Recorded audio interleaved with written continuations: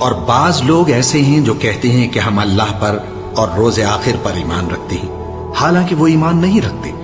یہ اپنے خیال میں اللہ کو اور مومنوں کو دھوکہ دیتے ہیں، مگر حقیقت میں اپنے سوا کسی کو دھوکہ نہیں دیتے اور اس سے بے خبر ہیں۔ ان کے دلوں میں کفر کا مرض تھا، اللہ نے ان کا مرض اور زیادہ کر دیا، اور ان کے جھوٹ بولنے کے سبب ان کو دکھ دینے والا عذاب ہوگا۔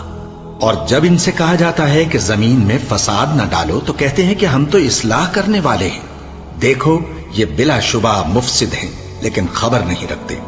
اور جب ان سے کہا جاتا ہے کہ جس طرح اور لوگ ایمان لے آئے تم بھی ایمان لے آؤ تو کہتے ہیں بھلا جس طرح بے وقوف ایمان لے آئے ہیں اسی طرح ہم بھی ایمان لے آئیں۔